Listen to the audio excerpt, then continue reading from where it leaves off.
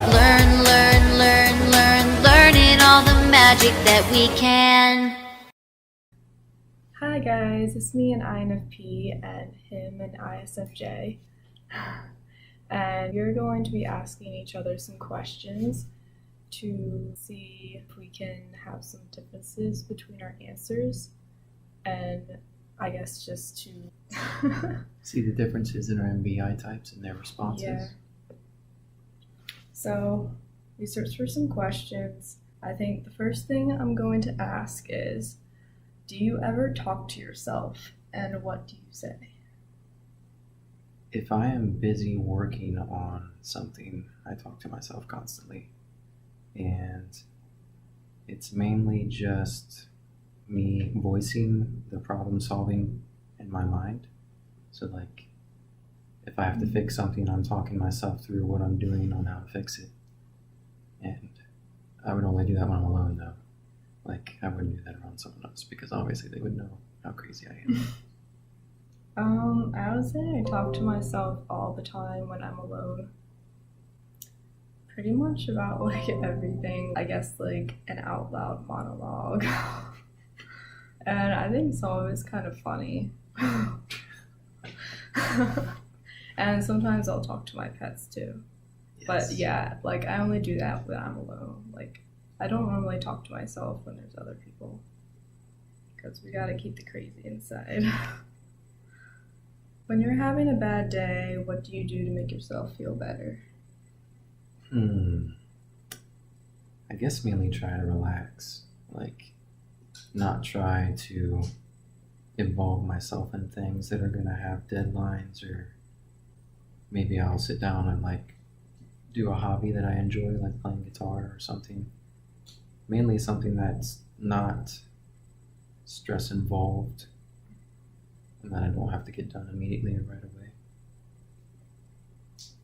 Yeah, that sounds good. Ice cream. Yes. And ice cream. Yeah, I would say I kind of want to be by myself, and if I'm having a bad day, I guess it depends like why I'm having a bad day, but I think like taking a nap or watching like a movie or show that I like and having like snacks makes me feel better. Just a random question to throw in there. Do you ever stress eat? Not typically. I guess not typically, but like I can eat a lot of snacks. Like sometimes I will eat like a piece of chocolate or candy or something if I'm feeling stressed, I guess. I can't. You just don't eat when you're stressed? No, I don't have a desire. I lose the desire to eat. I actually feel more motivated to like get up and do something, like just to work out the stress. I don't typically like overindulge in food, but like snacks make me feel better sometimes. What personal trait has gotten you in the most trouble?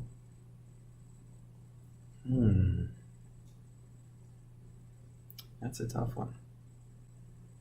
Acting before thinking.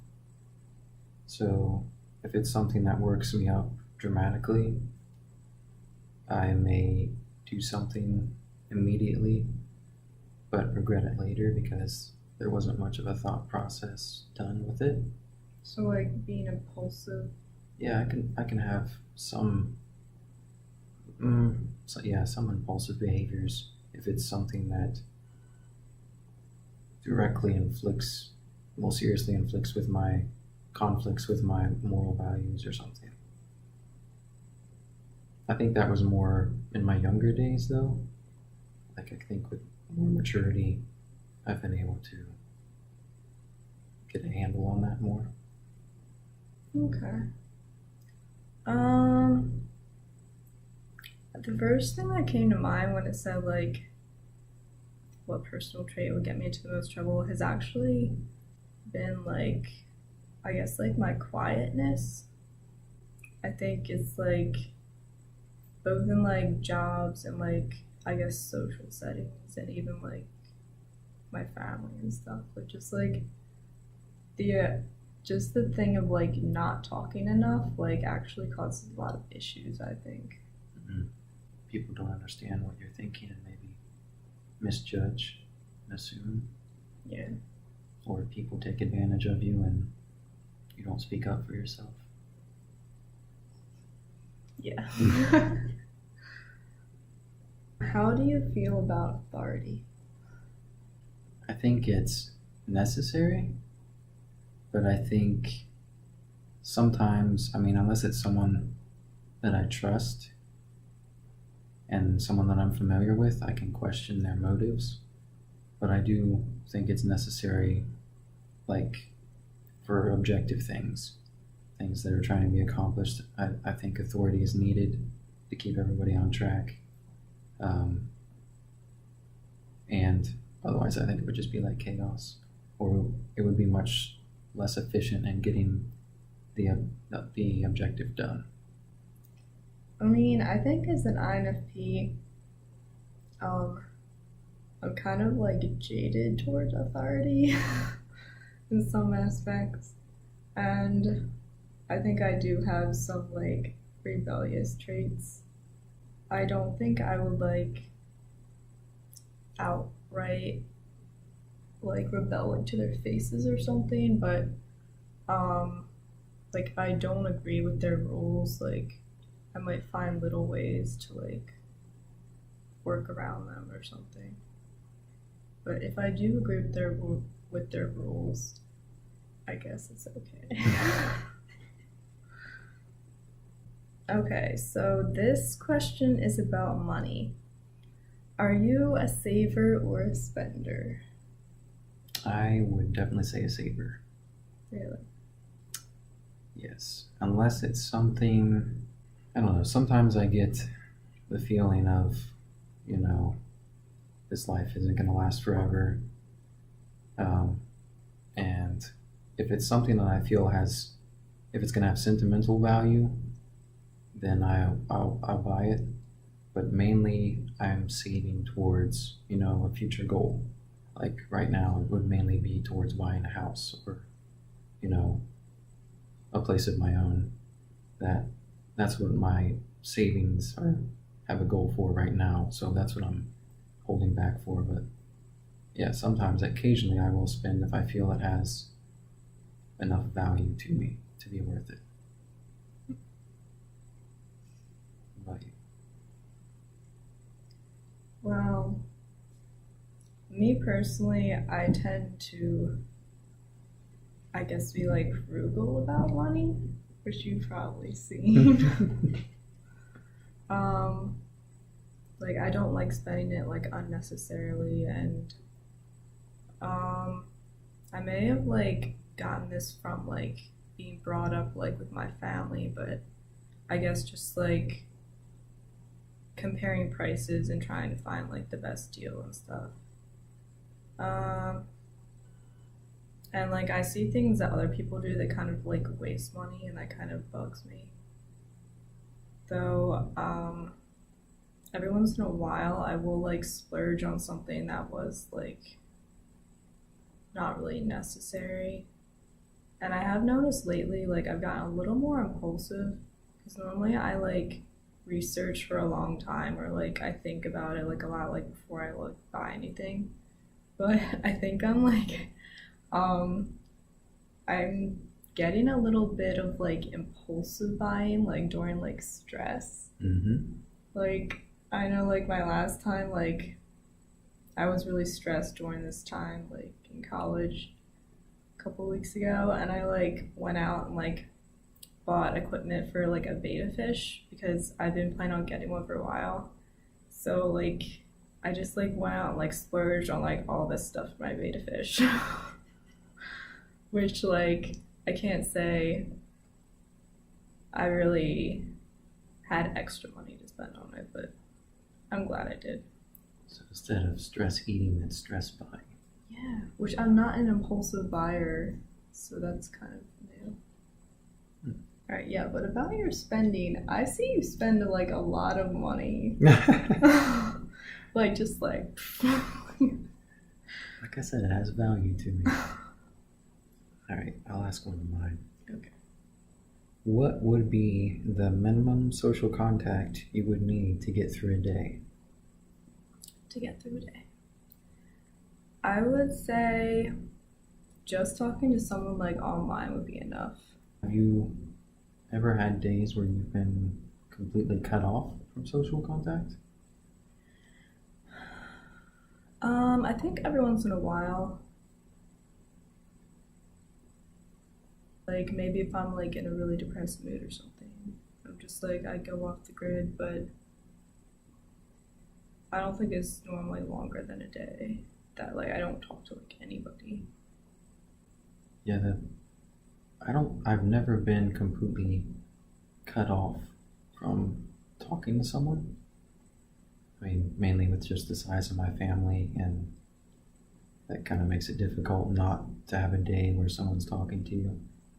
So I can't really say from experience what I need to get through a day, but just speculating, I would say that it would be the same. I could probably go with just online chatting to someone. And on some days, if I was stressed enough, I don't think that would even be necessary. I think I could probably go without talking to anybody if I was focused on accomplishing something. Because I find that's when I'm the least social, is when I'm Focused on. when I kind of get like that too. Like if I get in like my TE mode, I'm just like focused on like getting stuff done for a while. Like people become like less important.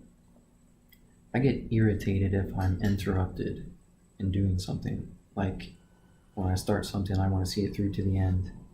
And if I'm interrupted, that's when I start to shut down socially. Like I become short, mainly at work. This is through experience at work. I become short with the people just because I want to get back to what I was doing so I can get it done. So it's a relief. You know, it's not lying in the back of my head and I'm not worried I'm going to forget about it. Okay, I got one more. What would your ideal working space be?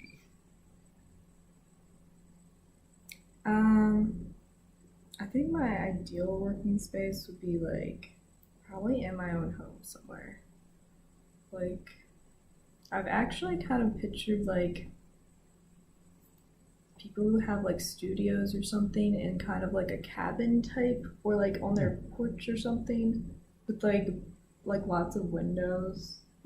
Though that's more like an artist thing. Like I don't know, it would depend what my job would be. But yeah, I would say like having my own space, like for it to be quiet and like for me to have like freedom and flexibility to like take breaks or Get up when you want to. yeah, and maybe like if I had a pet. I can agree. I would rather work at home, but I would not want the windows. I would be a caveman because I would become distracted with windows, I think. Like looking out them all the time. And I enjoy the idea of being like in a dark room, secluded. That sounds kind of like gloomy. But I think that's when I'd be able to focus the most, is without Yeah, distraction. That's true. That's just my ideal. My idea, like, I don't know if you've ever watched people that Twitch stream. That would be kind of my ideal job, I think. Being able to do something like that. Like video streaming, like your job? Well, just whatever. Like people that Twitch Or, like, stream. Like video streaming, whatever, like as your job. Yeah. That would be cool if you could make money off it. I think another thing is like I'd want to have the option to like take walks outside or something if I could. Cause like that's one thing about being like people who are stuck inside, like all when it's light out, you know, from like whatever AM in the morning till like 4 or 5, Mhm. and then it's like dark by the time they get out. So like they never get to enjoy like if it's nice weather out. Yep. That's actually a description of sort of what my job is. We have no windows. We go in early in the morning, and then when you come out, your eyes hurt. That's sad. How would you sell hot cocoa in Florida? That's very specific. It's supposed to be hard because Florida's like hot. So how would you make them buy a hot drink? I would probably go to there has to be ice skating rinks in Florida, right? I would maybe set up a stand like right beside an ice skating rink or some kind of indoor cool area. I think that would be the best way to reach people that would want a warm drink. Well, the first thing that came to my mind, especially if it was near Disney, like in Florida, would be to bring Olaf into the picture from Frozen. So you could float little like Olaf marshmallows in it and make like a Frozen stand with like the memorabilia and stuff, and be like, get like Olaf's hot chocolate, and people would buy it because like, Nice. especially the tourists. So they're drinking it just to relate to their person, not because they actually want it. Well, it will taste good. But yeah, like people nowadays buy stuff just because of like the brand or like the character, like even like they add stuff to like cereal and they'll put like the character on the front so like people will buy it. Yep. How would you describe your sense of humor?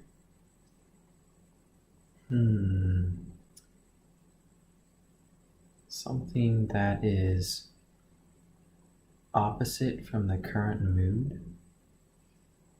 I think there's a word for that, but I'm not sure what it is. Is that like irony?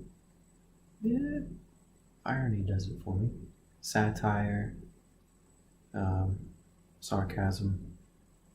That's probably the biggest things that'll make me laugh every time. Sometimes absurdity can. It depends on the situation. Is that how you make other people laugh too? I normally use sarcasm to make other people laugh, yeah. But absurdity is another one. That's probably second in order: sarcasm, then absurdity. I would say I also use sarcasm a lot. More around people I like know better than like strangers. And I think I also like make fun of myself a little bit, but not in like a put down way, just more like, Okay. my life is so tragic, like I don't know. I guess like, I don't know if there's a word for that. So something that's kind of true, but in the same Yeah, it's sense. true, but like, you're kind of like Making just fun, of making it. light of it. Yeah. And I think like I've noticed a lot of times, if I say something that's like sarcastic, like sometimes it like I'm not actually like doing it on purpose, but it will like catch people off guard and they'll just like laugh like surprisingly. Like I know that's happened to my family more than once. Like I'll just like say what I'm thinking, like, and then they'll start laughing. But I don't think I really like say stuff like on purpose to make people laugh, really. This is something that's very important. Since we just watched The Hunger Games, he watched it for the first time. It was terrible. No, it was good. It was pretty good. What would your strategy be for surviving the Hunger Games?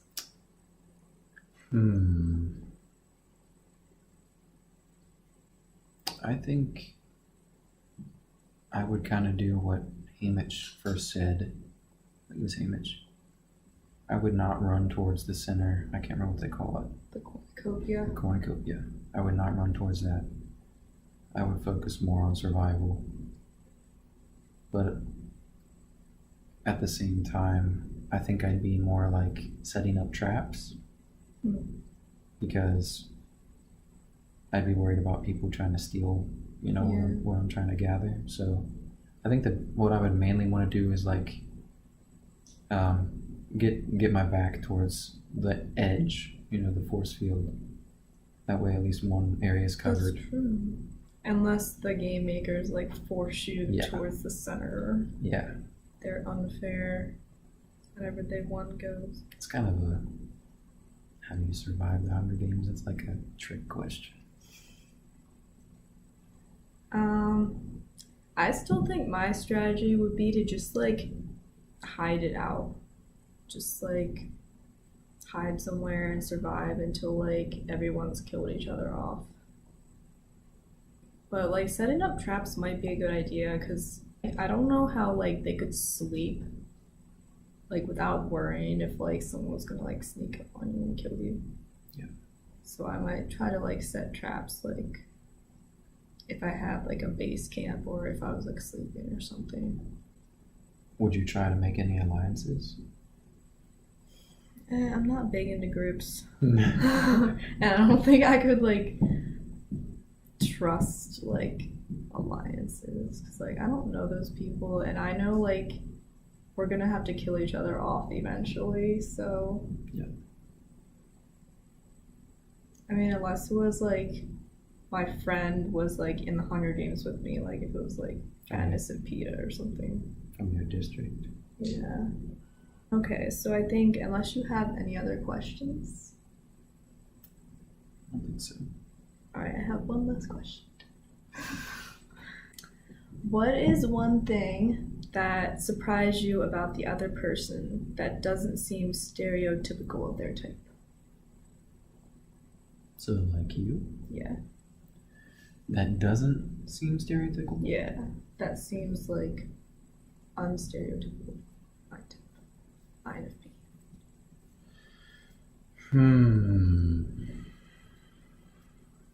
Something that surprised me. Like, is there something that, like, you wouldn't think, like, an INFP would do or, like, be like, or something that, like, I do? I don't know. Sometimes you surprise me with how determined you are to get something done. Like, I would expect you to be more, I mean, we talk about it all the time, how we like to procrastinate and things. But, like, getting ready for this log fire cabin trip, you were on top of things and, like, you were asking me, do you have my ticket? Which I was really tempted to say no just to see how you would react, but I thought that was probably not the best thing to do. No. But yeah, you seem to be pretty prepared for things for how I didn't expect that from an INFP. Yeah, I think that's when like my TE comes out more because like I can be organized and like think ahead. I think I'm becoming better at that like since I'm in college and like I have to be more organized because there's more stuff to like juggle. That's interesting. What's yours? Well, I would say one thing that surprised me about you that wasn't stereotypical of ISFJ would be forgetfulness. Forgetfulness? Yeah. Because, like, when I think of, like, SI, like, I would think they would, like, always, like, remember stuff. And, like, I've noticed, like, you do forget things. Like, both, like, I guess, like, tangible things, like keys. Yes. And sometimes, I guess, like, memories. Like, I guess if I, like, tell you something, you might not remember, but I'll remember that I said it. Like one specific instance? crazy. Do you think that's true about yourself, that you can be forgetful? I think so. Mainly, I don't know, the things that I remember are not always the most important things sometimes. It's sometimes like things that stick out the most. But then when I go back and remember that situation, then I'll remember the finer details. Like, I don't know, it's hard to describe it. If a man came at us when we were walking in the park, I'll remember that specific instance because he ran at us. But then when I think back on it, I might remember, oh, he was wearing yellow shoes. That was weird. So like, I take in that information, and sometimes I don't always consciously think about it. But then, like when I remember the situation again, and it's kind of like replaying a movie in your head. Then you kind of like see all the details, and it's like, oh, that's what happened. But yeah, sometimes I don't take in, sometimes I kind of skim over things that don't seem to catch my attention right away. I can find myself doing that sometimes. Because sometimes I'll be thinking about, like, thinking too far ahead. Like, going out the door, forgetting the keys. I'm thinking about what I'm going to do while I'm at the store or something. Like, I need to pick up milk. Wait, I don't have the keys to get back inside when I come back. How do you think, like, your SI, like, plays into, like, remembering things? Is that more just, like, childhood memories, or, like, significant memories, or significant things? Yes, sometimes it's not really significant things. Like, I'll remember just things like that... random things? Yeah, like, I guess it's just things that have value to me. Like, it can be something that I really appreciate about someone that they wouldn't remember. Like, if someone does something small, like, throws gives a me piece of bread out into the rain. Yes. Starving girl. Actually, I'd probably be more offended about that. In the mud. But sometimes it's just like the little things. Like, I remember that there was a guy in our church that gave us, he would give us like a quarter or something every time we would go there. Like a different coin every time. That's cool. And that's my memory that I always have of him. And one thing that I remember specifically is when I went to visit him in the hospital, he told me that I was a smart boy because I was quiet and I didn't say much. Yes, it's the quiet ones you have to watch out for. I've been told that before. Well, that's interesting. So we're gonna wrap up now. Thanks for watching. This has been interesting, answering and asking these questions. Hopefully, like, I don't know if we saw the differences between like INFP and ISFJ, but if we did, that's cool. So That's pretty much it. yeah. Bye-bye. All right, bye guys.